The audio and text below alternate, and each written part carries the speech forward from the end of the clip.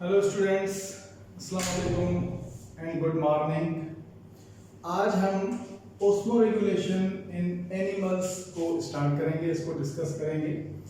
जिस तरह से आप जानते हैं कि हमने अपने प्रीवियस लेक्चर्स में ओस्मो रेगुलेशन इन प्लांट्स को हम डिस्कस कर रहे थे और उसमें मैंने आपको डिफरेंट हैबिटेट के हिसाब से जितने भी प्लांट्स की टाइप्स होती हैं उनके साथ कौन से प्रॉब्लम्स होते हैं और कौन सी एडाप्टेशंस उन प्लांट्स के पास मौजूद होती हैं वो हमने डिस्कस की थी, जिसमें मैंने आपको बताया था mesophyte plants, halophyte plants, hydrophyte plants and xerophyte plants. ठीक है, so we discussed completely osmoregulation in plants in our previous lectures. So today we start osmoregulation in animals के एनिमल्स में किस तरह से osmoregulation होती है। So we are here discussing the animals. अब अगर एनिमल्स की बात करें तो जिस तरह से प्लांट्स डिफरेंट हैबिटेट्स में सरवाइव कर रहे थे और अकॉर्डिंग टू दैट हैबिटेट, उन हैबिटेट के हिसाब से उनके साथ प्रॉब्लम भी मखसूस थे और उनकी एडाप्टेशंस भी उनके पास मौजूद थी। तो सिमिलरली एनिमल्स भी एनवायरनमेंट के हिसाब से, एरिया के हिसाब से जहाँ पर ये सरवाइव कर रहे हैं, there are two kinds of animals. दो तरह के एनिमल्स होते हैं। सो one are said to be the aquatic animals,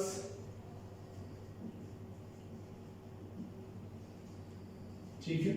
यानी अगर हैबिटेट की हम बात करें, this is on the basis of habitat, यानी जिस एरिया में एनिमल सर्वाइव कर रहे हैं वहां पर ये मौजूद होते हैं। तो दो तरह के एनवायरनमेंट्स में एनिमल सर्वाइव कर रहे होते हैं। नंबर वन एनवायरनमेंट और number one habitat is aquatic habitat. So number second one is terrestrial habitat, ठीक है। So इस हिसाब से हम इनको terrestrial animals भी कहते हैं। So they are also known as terrestrial animals, ठीक है। यानी एक वो एनिमल्स होते हैं जो कि एक्वेटिक होते हैं। एक्वेटिक का मतलब होता है they live inside water, so they live in water, ठीक है। ये पानी में रहते हैं। And the second type according to the habitat is terrestrial animal. Terrestrial animals वो होते हैं जो आउट ऑफ वाटर रहते हैं, यानी they are not present within the water. So खुश्की पे रहने वाले जानदारों को, एनिमल्स को, जानवरों को हम टेरेस्ट्रियल एनिमल्स कहते हैं। So very right that they live out of water, okay. So ये पानी से बाहर रहते हैं। अब यहाँ पे हम देखेंगे कि एक्वेटिक एनिमल्स जो होते हैं उनकी अगेन दो टाइप्स होती हैं। There are two types of aquatic habitats, क्योंकि the one type is fresh water and the other type of aquatic is the marine water. So यहाँ पर हमारे पास दो टाइप्स होती हैं। So similarly fresh water animals, ठीक है, fresh water animals, and the second type is marine water animals. So aquatic habitats दो किस्म की हुई, एक फ्रेश वाटर हैबिटेट है और दूसरी हैबिटेट है marine water. therefore we have two types of animals, इसीलिए हमारे पास एनिमल्स के भी दो टाइप्स, दो अकसाम हुए, fresh water animals and marine water animals, ठीक। सो वो एनिमल्स जो फ्रेश वाटर में सर्वाइव करते हैं, फ्रेश वाटर जैसे कि आप जानते हैं इट इज स्वीट वाटर और it is low saline water, यानी फ्रेश वाटर की सेलिनिटी जो होती है वो लो होती है। So it has low salinity, ठीक है। And marine water is highly saline water, यानी इसकी जो सेलिनिटी है वो बहुत ज्यादा होती है। फ्रेश वाटर को हम इन एनिमल्स को बाद में डिस्कस करेंगे। तो फ्रेश वाटर हैबिटेट्स कौन कौन सी होंगी, जिनमें रिवर्स आ जाती हैं, लेक्स हैं, पॉन्ड्स हैं, हम उनको आगे चल के डिस्कस करेंगे। सिमिलरली मैरीन वाटर की कौन कौन सी जो है वो प्लेसेस हैं जहाँ पर मैरीन वाटर मौजूद होता है। तो उसमें हमारे पास सी है, ओशंस हैं, एस्चुरीज हैं, there are so many places where marine water is present, ठीक। तो हम आगे चल के इनको डिटेल में डिस्कस करेंगे कि फ्रेश वाटर एनिमल्स जो होते हैं उनके साथ ये कौन सी हैबिटेट्स में सर्वाइव करते हैं, कौन सी इनके साथ प्रॉब्लम्स होती हैं ओस्मो रेगुलेशन के हिसाब से, और कौन सी एडाप्टेशंस इनके पास होती हैं जिस एडाप्टेशंस के थ्रू ये उस पर्टिकुलर हैबिटेट में सर्वाइव करते हैं। सिमिलरली मेरीन वाटर एनिमल्स की भी हम बात करेंगे कि मेरीन वाटर एनिमल्स कौन से होते हैं, कौन सी प्लेसेस पर ये रहते हैं और इनके साथ भी कौन सी प्रॉब्लम होती है according to the osmo regulation.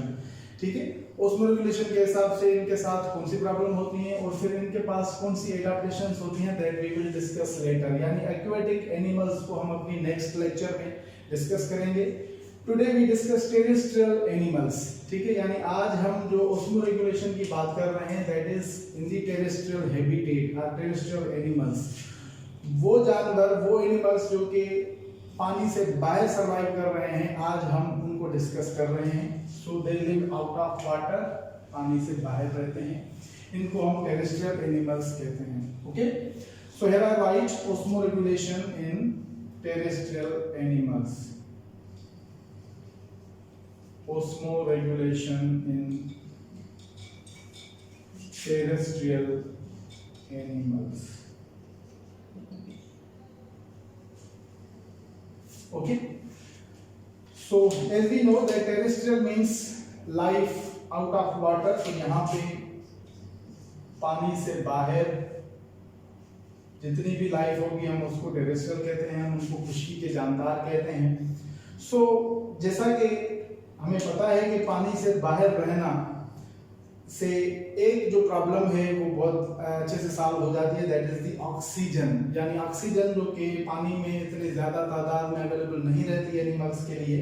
सो यहाँ पर ऑक्सीजन की अवेलेबिलिटी बहुत ज़्यादा रहती है आउट ऑफ वाटर। सो यानी टेरेस्ट्रियल लाइफ फॉर्म में देयर इज, हम यहाँ कहेंगे मोर ऑक्सीजन अवेलेबल।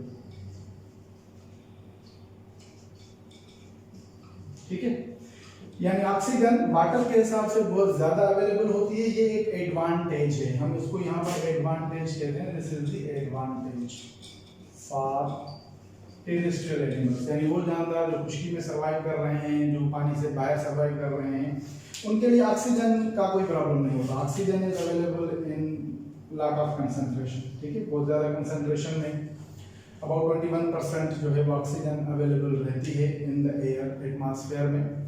सो ये इनके लिए एडवांटेज है। लेकिन इसके साथ जैसा कि ये पानी से बाहर रहते हैं तो हमें पता है water is the medium of life. पानी जो है वो मीडियम है लाइफ की। So here we write water is medium of life. Okay, so there is no life without water. ठीक है, पानी के बगैर जिंदगी का वजूद मुमकिन नहीं है। तो इसीलिए इनके साथ पानी की अवेलेबिलिटी ना होना, क्योंकि ये पानी से बाहर हैं तो पानी की अवेलेबिलिटी नहीं रहती है as compare to those that are living in the aquatic forms और एक्वेटिक हैबिटेट्स में जो रहते हैं उनके लिए वो पानी के अंदर ही होते हैं। सो पानी को अक्वायर करना उनके लिए कोई प्रॉब्लम नहीं होता। जबकि इन एनिमल्स के साथ वाटर की शॉर्टेज इज द प्रॉब्लम, ये इनके साथ प्रॉब्लम होता है। सो as we know that water is medium of life, so they have the problem that is shortage of water or water not available in great concentration, ठीक है, और इन required amount. ठीक है, पानी जो है वो बहुत कम अवेलेबल होता है। तो ये इनके साथ एक प्रॉब्लम है, नंबर वन। दूसरा जो प्रॉब्लम होता है कि जब कोई भी जानदार पानी से बाहर रहता है तो जाहिर सी बात है कुछ खुशकी पे रहना, सरवाइव करना बहुत मुश्किल होता है। दूसरी जो कंडीशन मुश्किल होती है, एक तो मैंने आपको बताया कि पानी की शॉर्टेज होगी, पानी अवेलेबल नहीं होगा।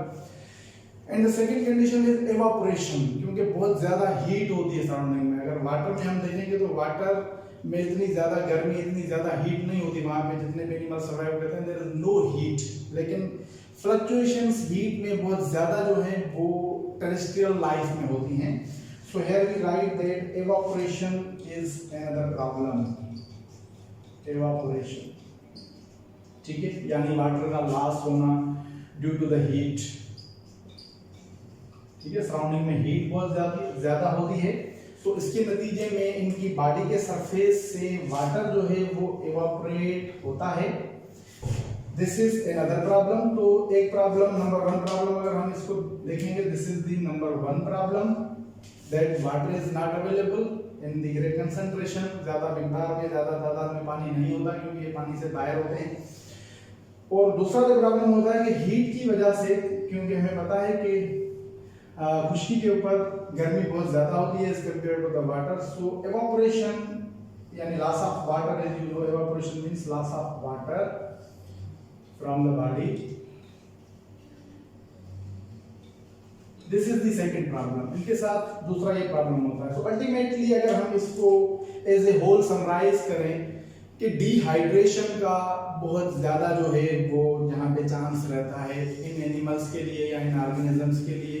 डिहाइड्रेशन इज द प्रॉब्लम, यानी अल्टीमेटली अगर हमने कहा कि ये प्रॉब्लम 1 है एवापोरेशन का, सेकेंड प्रॉब्लम हमने बताया, तो अगर इन दोनों को मिलाएं तो कलेक्टिवली हम इसको कहेंगे डिहाइड्रेशन। यानी as a whole these animals actually face the problem of dehydration। ठीक है, आपको पता है डिहाइड्रेशन का मतलब होता है loss of water within from their body. So पानी जो है इनकी बॉडी में अवेलेबल नहीं होता या उसके लॉस होने का बहुत ज्यादा जो है वो हर वक्त चांस रहता है। So this is the problem for them. So वो जानदार जो टेरेस्ट्रियल लाइफ फॉर्म्स हैं उनके लिए ये एक्चुअली बिगेस्ट प्रॉब्लम है। इसकी दोनों कंडीशंस मैंने आपको बताई।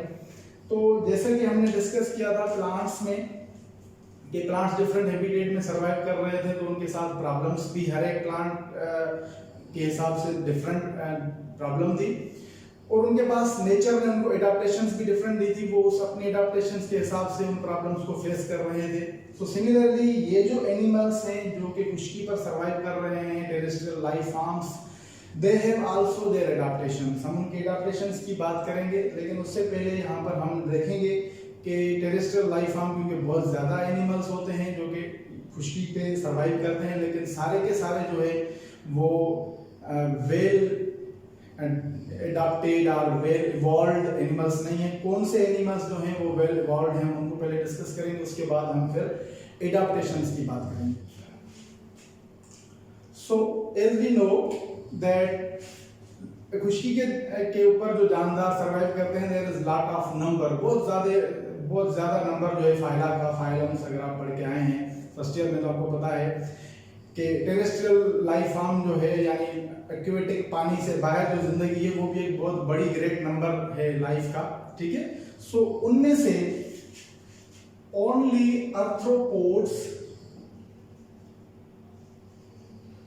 एंड वर्टिब्रेट्स, ठीक है, among the all life forms, जितनी भी लाइफ के फॉर्म्स मौजूद होते हैं उनमें आर्थ्रोपोड्स और वर्टिब्रेट्स जो होते हैं दे आर वेल एडाप्टेड। ठीक है, या highly adapted to the terrestrial forms. So arthropods और vertebrates are well adapted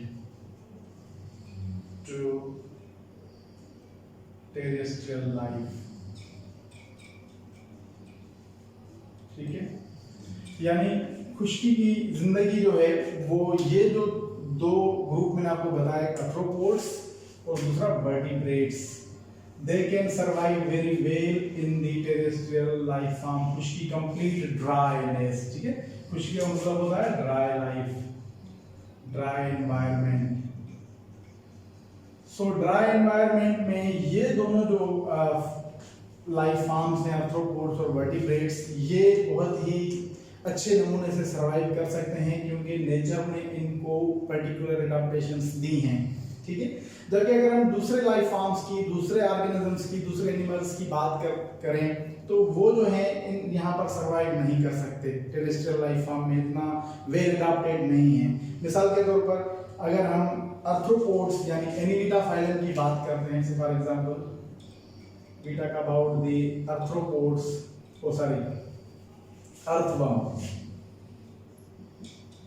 earthworm that belongs to phylum Annelida। ठीक है, ये एनिलिडा फाइलम का मेंबर होता है, लेकिन इसकी जो स्किन है वो बहुत ही सॉफ्ट और मॉइस्ट होती है। तो earthworm has soft and moist skin. ठीक है, ड्यू टू दैट यानी जितने भी एनिमल्स वो पानी से बाहर तो सर्वाइव कर रहे हैं, they are present out of water, but if they have soft and moist skin, they cannot survive in the terrestrial form. वो खुश्की पर सर्वाइव, कंप्लीट जो ड्राई एनवायरनमेंट है उसमें सर्वाइव नहीं कर सकते। क्यों सर्वाइव नहीं कर सकते? Because there is chance of lot of dehydration, evaporation का बहुत ज़्यादा, इनमें इवापोरेशन बहुत ज़्यादा होती है, ठीक है। यानी वाटर जो है इनकी स्किन के थ्रू, जो कि स्किन जो है वो बहुत ज़्यादा सॉफ्ट होती है, सो वाटर इनकी स्किन से इवापोरेट हो जाता है। That is why they are not completely terrestrial animals. ये completely terrestrial animals नहीं होते। आपको पता है कि ये हमेशा उस जगह पे रहते हैं जो कि damp soils होती हैं, या जहाँ पर पानी और बहुत ज़्यादा, या पानी के आसपास जो है वो ये रहते हैं। So they are present in the damp soils, ठीक है। So यानी वो एनिमल्स जिनको पर्टिकुलर एडाप्टेशन, इस इवापोरेशन को रोकने के लिए अगर एडाप्टेशन नहीं है, तो वो एनिमल कंप्लीट टेरेस्ट्रियल फॉर्म नहीं हो सकता। टेरेस्ट्रियल फॉर्म होने के लिए कुछ ऐसी एडाप्टेशंस करनी है जिनमें नंबर 1 ये है कि पानी का लॉस जो है उसको रोकना है, ठीक है।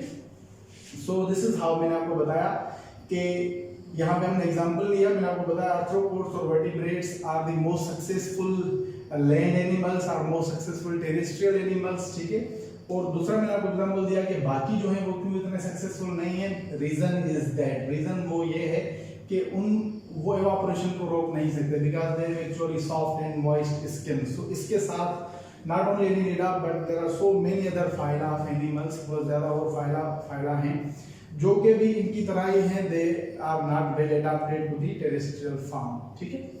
सो यहाँ पर हम अगेन वर्टिब्रेट्स में भी कुछ एक्सेप्शन है, ठीक है। आर्थ्रोपोड्स तो सारे के सारे जो हैं वो होते हैं, लेकिन वर्टिब्रेट्स में भी एक्सेप्शन है।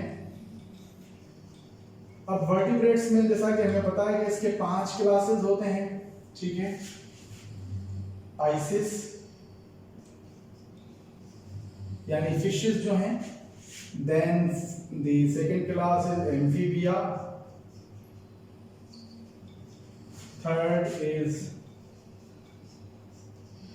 reptiles, aves and mammals, ठीक है। सो ये 5 जो क्लास हैं ये फाइलम वर्टिब्रेटा की हैं। अब इसमें हम देखते हैं कि पाइसेस जो है क्लास, इसमें फिशेस आती हैं, और फिशेस जो हैं ये तो एक्वेटिक फॉर्म ही है, ठीक है। सो यहाँ पर हम इसको एक्वेटिक ही कहेंगे because it is aquatic form. So we are not discussing here, यानी बीइंग ए वर्टिब्रेट होने के बावजूद भी ये पानी के अंदर रह रहे हैं, so they are not the terrestrial form, ठीक है। They live within water. Similarly यहाँ पर एम्फीबिया की अगर हम बात करें तो एग्जांपल में हमारे पास फ्रॉग है, सैलमेंडर, ठीक है। So these animals are also not the terrestrial form, यानी terrestrial completely terrestrial form नहीं है, पानी के आसपास ये रहेंगे, moist soils में या damp soils में जो है ये survive करते हैं। So यानी near water, they need also water, पानी के बहुत ज़्यादा दूर या dry places में amphibians की survive नहीं कर सकेंगे। So ये 2 again exception है, यानी हम इन दोनों को यहाँ पर vertebrata की जब हमने बात की, सो वर्टिब्रेट्स में से हम इन दोनों को क्या करेंगे, एक्सक्लूड कर देंगे। We are not here discussing the pisces and amphibia, so they are excluded, ठीक है। Why excluded? बिकॉज मैंने आपको बताया कि पाइसेस जो हैं वो तो हैं ही एक्वेटिक, यानी aquatic is not, we are not dealing the aquatic one now, ठीक है। और उसके बाद एम्फीबिया भी जो है वो ये भी कंप्लीटली टेरेस्ट्रियल फॉर्म नहीं है, ये भी पानी के आसपास सर्वाइव करते हैं, इनको भी पानी चाहिए, इवन रिप्रोडक्शन के लिए भी इनको पानी की जरूरत होती है। दैट वी विल डिस्कस, आगे चल के हम इसको डिस्कस करेंगे, ठीक। सो हम इन दोनों को अगर निकालेंगे तो बाकी जो हमारे पास 3 क्लासेस बचती हैं, जिनमें क्लास रेप्टाइलिया यानी रेप्टाइल्स, इसमें स्नेक्स या लिजर्ड्स, ठीक है, ये आ जाते हैं। एव्स में बर्ड्स आ जाते हैं, ठीक है, this is class Aves. And mammals में हमारे पास है, फॉर एग्जांपल अगर हम अपनी बात करें ह्यूमन बीइंग्स, ठीक है।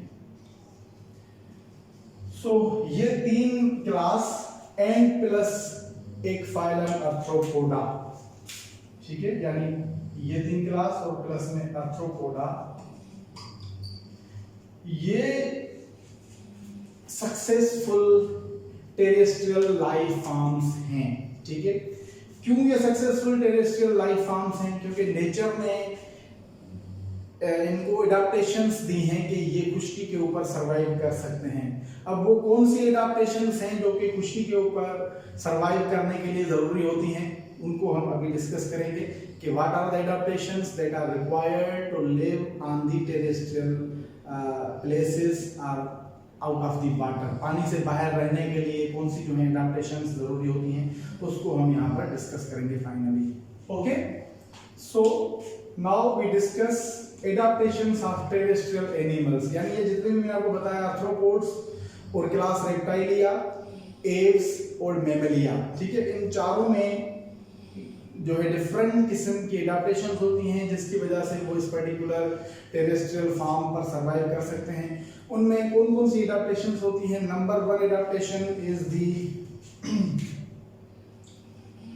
हार्ड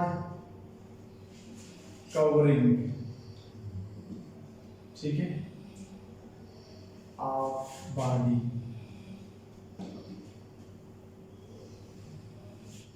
हम यहां पर देखेंगे कि hard covering can be, number 1 is cuticle covering and number 2 is keratinised skin, ठीक है। ये जो दोनों चीजें हैं, यानी एनिमल्स में जो कि टेरेस्ट्रियल एनिमल्स हैं जिनकी हमने बात की, उनमें जो है बॉडी के अराउंड जो है हार्ड कवरिंग होती है, that is actually that reduces evaporation. so its main function is to reduce evaporation,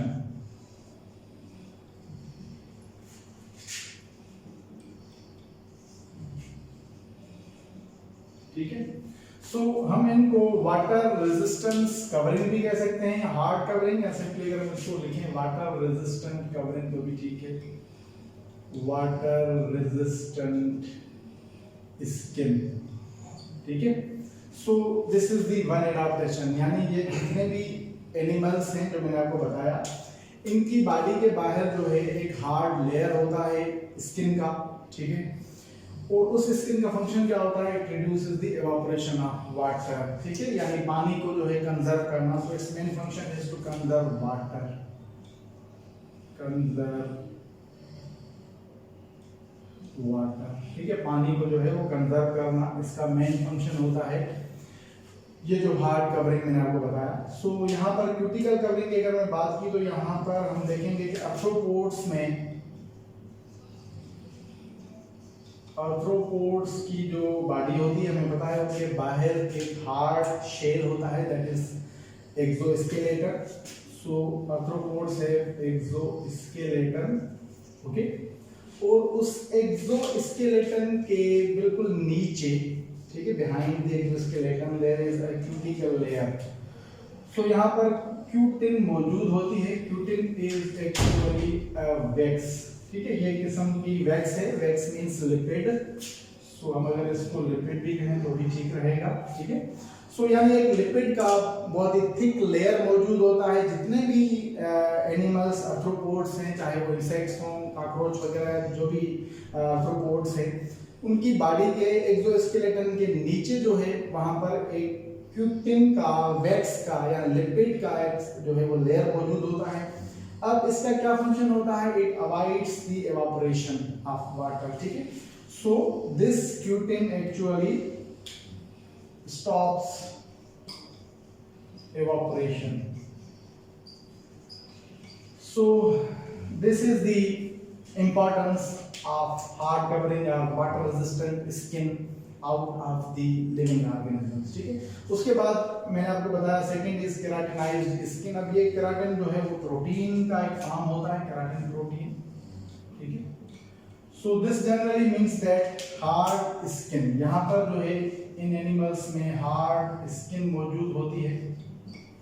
अगर हम ह्यूमन बींग्स की बात करें तो हमारी जो स्किन है that is also a covering which stops the evaporation, ठीक है, पानी को को इवापोरेट होने से हमारी स्किन बच जाती है।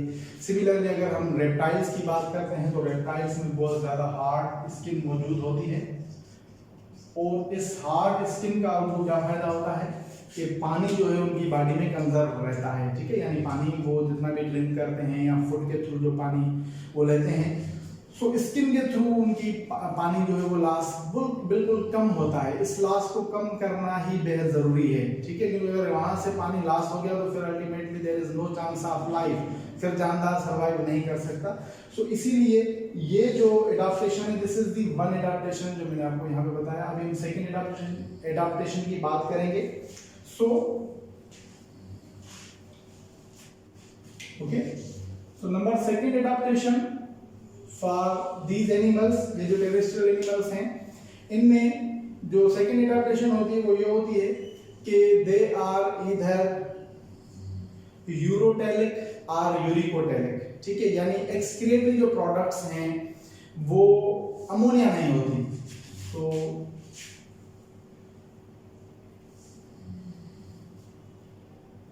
Urea and uric acid is excretory products, ठीक है, यानी इन एनिमल्स में जो सेकेंड एडाप्टेशन, पहले जो मैंने आपको बताया कि उनके बाहर जो है कवरिंग स्किन जो है वो उनको एवापोरेशन को बचाएगी, ठीक है, यानी वाटर के लॉस को बचाएगी।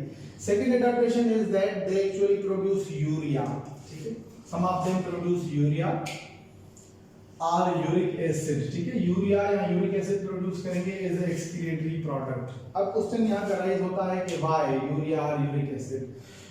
सो जिस तरह से हम जानते हैं कि जब भी बॉडी में अमाइनो एसिड्स ब्रेक होते हैं तो हमें पता है कि अमाइनो एसिड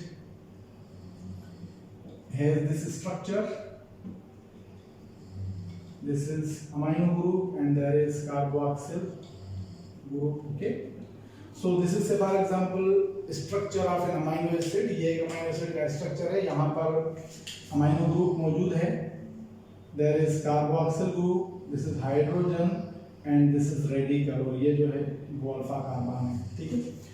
सो ये हमारे पास स्ट्रक्चर है अमाइनो एसिड का, और जब भी अमाइनो एसिड ब्रेक डाउन होता है, टूटता है, तो उसमें क्या होता है, दिस अमाइनो ग्रुप यानी अमोनिया NH2 इज रिमूव, ठीक है, यानी इसको रिमूव किया जाता है। रिमेनिंग ये बाकी जितना भी है, यानी this is said to be the organic acid, हम इसको ऑर्गेनिक एसिड कहते हैं।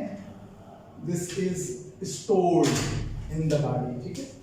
सो ये ऑर्गेनिक एसिड जो है ये स्टोर्ड हो जाता है बॉडी में, फर्दर इसमें से लिपिड्स या कार्बोहाइड्रेट्स वगैरह प्रोड्यूस किए जाते हैं, this is useful one. But ये जो नाइट्रोजनस कंपाउंड है that is ammonia amino group, यानी यहाँ पर अमाइनो ग्रुप और प्लस में इसमें हाइड्रोजन ऐड हो जाएगा, so ultimately there will be NH3, ठीक है, NH3 इज अमोनिया।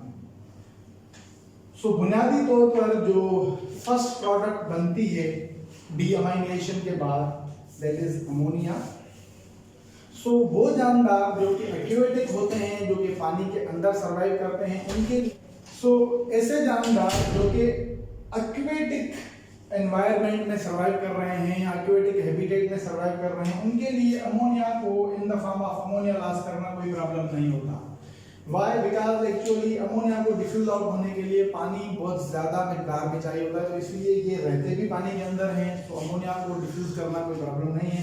तो अगर हम देखें कि 1 gram of ammonia needs 300 millilitre to 500 millilitre of water, ठीक है, यानी 1 ग्राम अमोनिया को डिफ्यूज करने के लिए 300 मिलीलीटर से 500, यानी अगर हम इसको राउंड ऑफ करें तो अबाउट 0.5 लीटर, ठीक है, यानी आधा लीटर जो है पानी रिक्वायर्ड होगा अगर 1 ग्राम अमोनिया को रिमूव किया जाए बॉडी में। सो ऐसे जानदार जो कि पानी के अंदर सर्वाइव कर रहे हैं, एक्वेटिक लाइफ फॉर्म्स हैं, whether they are fresh water animals और marine water animals, they have no problem, उनको अमोनिया को रिमूव करने से कोई प्रॉब्लम नहीं, because they lack of water. लेकिन अगर हम टेरेस्ट्रियल लाइफ फॉर्म्स की बात करें तो यहां पर दे डू नॉट अफोर्ड दिस, ठीक है, यानी वो अमोनिया के फॉर्म में because it is highly toxic gas, लेकिन इनके पास पानी, क्योंकि अगेन हम यहाँ पे बात कर रहे हैं कि शॉर्टेज ऑफ वाटर है, ठीक है, so they do not afford loss of ammonia और the excretory product should be lost in the form of ammonia, ये उसको अफोर्ड नहीं करते।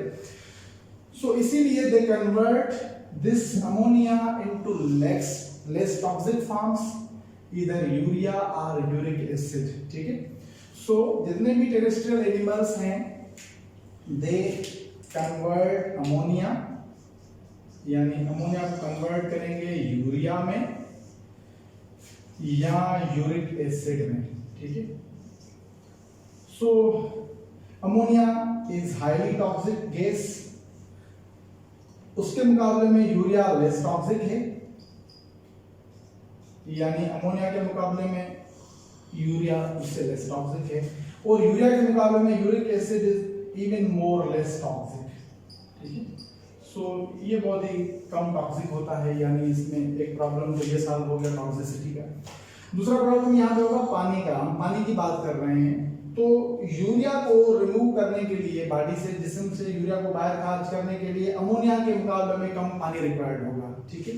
सिमिलरली इवन यूरिक एसिड को खारिज करने के लिए यूरिया से भी कम पानी रिक्वायर्ड होगा। तो हम इन दोनों कंडीशंस को देखेंगे। तो से फॉर एग्जांपल अगर हम यूरिया की बात करते हैं तो 1 ग्राम ऑफ यूरिया, ठीक है, इसको कितना पानी रिक्वायर्ड होता है? It requires 50 ml water to diffuse, ठीक है। तो अभी आप अंदाजा लगाएं कि वहां पर हमें आधा लीटर पानी चाहिए था, जानदार को हाफ लीटर पानी, 300 to 500 ml पानी की उसको जरूरत थी 1 ग्राम ऑफ अमोनिया को रिमूव करने के लिए। दैट वाज नॉट पॉसिबल ही नहीं था क्योंकि पानी अवेलेबल नहीं है। तो यहाँ पर अगर हम यूरिया को एक्सक्रीट करते हैं 1 ग्राम यूरिया को, तो 50 ml पानी की नीड होती है। सो बहुत ज्यादा जो टेरेस्ट्रियल लाइफ फॉर्म्स हैं वो यूरिया को ही एक्सक्रीट करते हैं।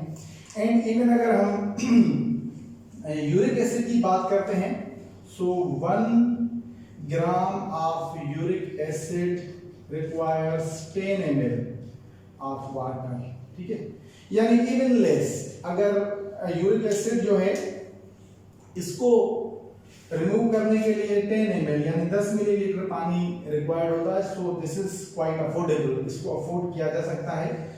सो यहाँ पे हमने आपको बताया सेकेंड एडाप्टेशन में हमने बात की कि यूरिया और यूरिक एसिड जो है वो उनके पास एक्सक्रीटरी प्रोडक्ट्स का ऑप्शन होता है। और अभी आपको समझ में आ गया होगा कि why, because again due to this urea और uric acid they conserve water, यहाँ पर भी पानी जो है वो कंजर्व हो जाता है, ठीक है।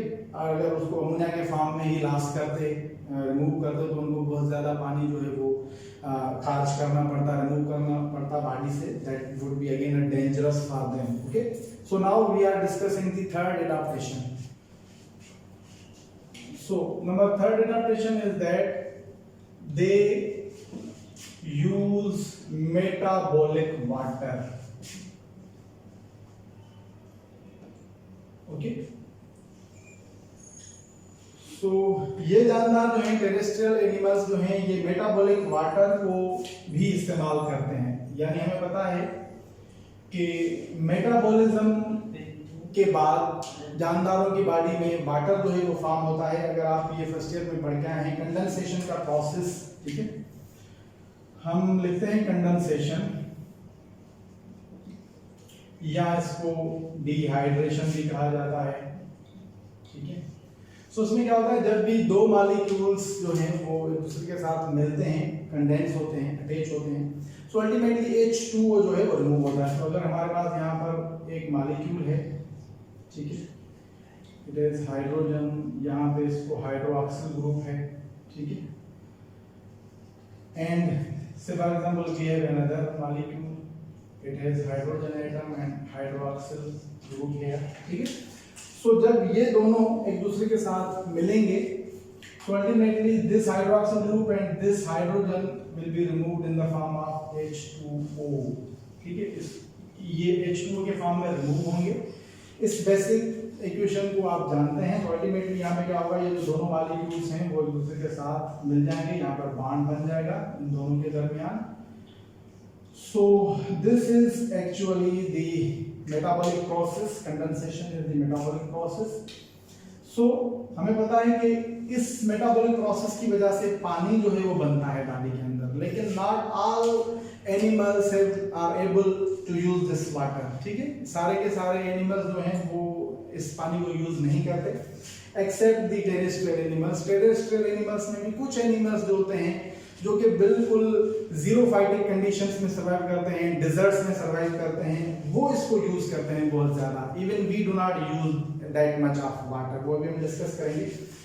सो अंडरस्टैंड, अभी हम देखते हैं कि कितना जो है वो पानी मेटाबॉलिक वाटर जो है वो हमें मिलता है डिफरेंट फूड से। फॉर एग्जाम्पल अगर हम यहाँ पर फैट की बात करते हैं, फैट लिपिड्स की अगर हम बात करें, so if we say that 100 gram of lipid, ठीक है, यानी अगर 100 ग्राम ऑफ लिपिड को यूटिलाइज किया जाए, यानी इसको जो है इसकी मेटाबॉलिज्म हो, so ultimately 110 gram of water will be generated. ठीक है, सो 100 ग्राम लिपिड से 110 ग्राम पानी जनरेट होता है। सिमिलरली अगर हम 100 ग्राम प्रोटीन्स की बात करते हैं, 100 ग्राम ऑफ प्रोटीन्स से कितना पानी बनता है, it generates 40 gram of water. ठीक है, प्रोटीन से 40 ग्राम पानी जो है वो जनरेट होता है। On the other hand 100 gram of carbohydrates, ठीक है, कार्बोहाइड्रेट्स भी फूड का फॉर्म है, ये भी एनिमल्स तो इसको भी यूज करते हैं। सो कार्बोहाइड्रेट से 60 ग्राम वाटर बनता है। सो यहाँ पे हमने देखा कि जितने भी एनिमल्स हैं वो मेटाबॉलिज्म के थ्रू वो जो फूड से the food they actually consume, उस फूड से वो पानी भी जनरेट करते हैं। So they have ability to generate the water, to produce the water. So 100 gram of lipid produces 110 gram of water, 100 gram of protein produces 40 grams of water, similarly 100 gram of carbohydrates produce 60 gram of water. So यहाँ पे ये जो animals हैं वो इस पानी को use करने की सलाहियत रखते हैं। मैंने आपको बताया कि ह्यूमन बींग्स की बात करते हैं, so human beings can use 8 to 10% of metabolic water. ठीक है, so humans can use 8 to 10% of metabolic water। ठीक है, यानी हम बहुत ज्यादा पानी को यूज नहीं करते। अगर यहाँ पर हम एग्जांपल लें, एक जानदार है that is known as kangaroo rate.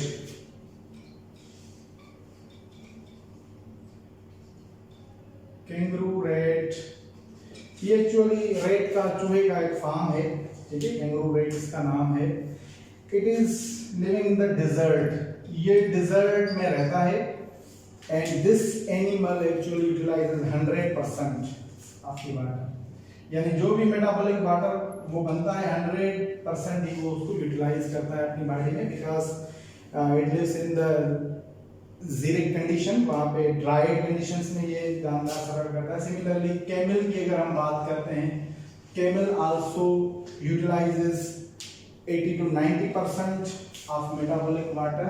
ठीक है, सो यानी हमने यहाँ पर देखा कि जितने भी ये टेरेस्ट्रियल एनिमल्स होते हैं, नेचर ने उनको जो थर्ड एडाप्टेशन दी है वो ये दी है कि वो मेटाबॉलिक वाटर प्रोड्यूस जो होता है बॉडी के अंदर, उसको फिर ये यूटिलाइज करने की सलाहियत रखते हैं। जैसे मैंने आपको एग्जांपल बताया कि हम भी 8 to 10% जो है मेटाबॉलिक वाटर यूज करते हैं। कैंगरू रेट मैंने आपको बताया कि ये डिजर्ट में, और नॉट ओनली दिस, इसके अलावा बर्ड्स भी, ये जितने भी माइग्रेटरी बर्ड्स होते हैं, यहाँ पे अगर हम एग्जांपल लें माइग्रेटरी बर्ड्स,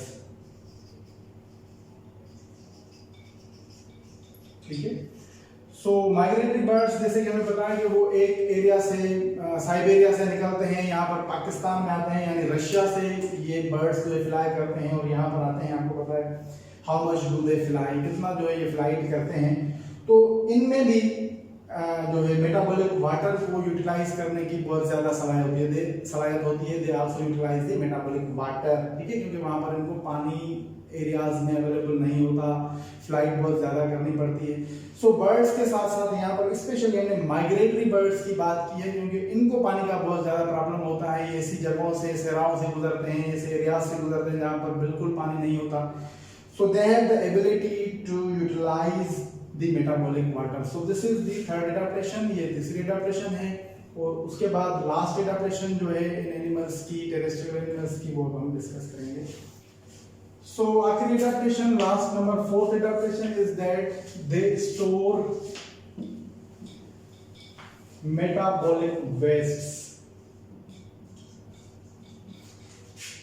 ठीक है, यानी टेरेस्ट्रियल एनिमल्स में कुछ animals, not all, some animals have the adaptation to store the metabolic waste. Metabolic waste को स्टोर करने की इनमें सलाहियत मौजूद होती है। अब मेटाबॉलिक वेस्ट मैंने आपको बताया कि टेरेस्ट्रियल एनिमल्स में दो तरह का होता है, एक यूरिया होता है या यूरिक एसिड होता है।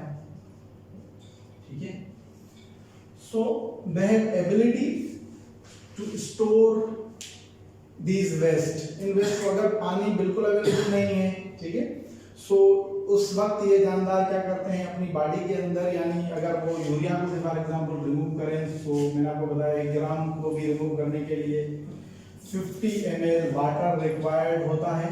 सो अगर इस 50 ml को भी कंजर्व करना पड़ता है समटाइम्स, तो अगर यूरिया को स्टोर ही कर दिया जाएगा तो अल्टीमेटली क्या होगा, ये जो 50 ml वाटर था पर ग्राम जो कि यूटिलाइज हो रहा था, वो भी क्या हो जाएगा, बच जाएगा, सेव हो जाएगा। So these animals have ability to store their metabolic waste. उनमें यहाँ पर हम एक एग्जांपल लेंगे, that is camel। ठीक है, camel जो होता है ऊंट, अब उर्दू में शायद इसको यही कहते हैं। ठीक है, camel has ability to store urea। ठीक है, so हम लिखेंगे camel they store urea in their body। ठीक है, और हमें पता है कि यूरिया या यूरिक एसिड जो होता है वो लेस टॉक्सिक भी होता है और वाटर में इतना ज़्यादा डिजॉल्व भी नहीं होता। सो इसीलिए कैमल का जो गोश्त होता है वो नमकीन होता है। अगर आपने कभी एक्सपीरियंस किया हो, कैमल का गोश्त खाया हो ऊंट का, so you will find it's salty.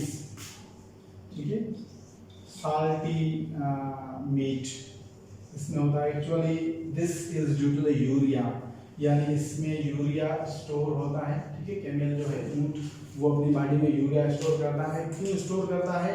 To conserve the water, क्योंकि मोस्टली वो इस जगहों पर रहता है या ट्रेवल करता है बहुत ज़्यादा, तो उस टाइम पर वो अफोर्ड नहीं करता कि साथ में वो यूरिन को भी पास करे, क्योंकि यूरिन को पास करने के लिए अगेन उसको वाटर भी रिमूव करना होगा साथ में। ठीक है, so this is how that these animals actually survive in the terrestrial form. खुशकी फार्म में ये एनिमल सर्वाइव करते हैं। एक और यहाँ पे मैं आपको बात बताऊं कि इनका जितना भी आप देखेंगे जो भी टेरेस्ट्रियल एनिमल्स हैं, उनका एक्सक्रिएटरी जो सिस्टम होता है वो एक्सक्रिएटरी कम और ऑस्मोरेगुलेटरी सिस्टम बहुत ज्यादा होता है। ठीक है, यानी वही उनका सिस्टम, अगर हम एक्सक्रिएटरी सिस्टम की बात करें, फॉर एग्जांपल एक्सक्रिएटरी सिस्टम का मेन फंक्शन क्या होगा? To remove the metabolic waste. ठीक है, यानी बॉडी से मेटाबॉलिक वेस्ट को रिमूव करना, यही मेन फंक्शन होता है एक्सक्रिएटरी सिस्टम का, जिसमें किडनीज या जितने भी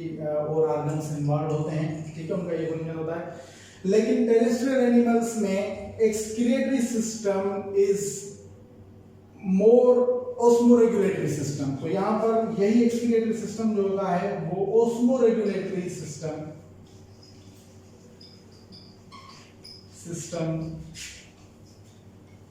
पर वर्क करता है, यानी इट कंजर्व्स द वाटर और it regulates the water balance with in the body. Okay, so this was all about the osmoregulation in animals. हमने देखा कि एनिमल्स में ऑस्मोरेगुलेशन किस तरह से होती है। मैंने आपको बताया कि दो हैबिटेट के हिसाब से दो किस्म के एनिमल्स होते हैं, two types of animals are there. एक को हमने कहा एक्वेटिक एनिमल्स और दूसरे होते हैं टेरेस्ट्रियल एनिमल्स।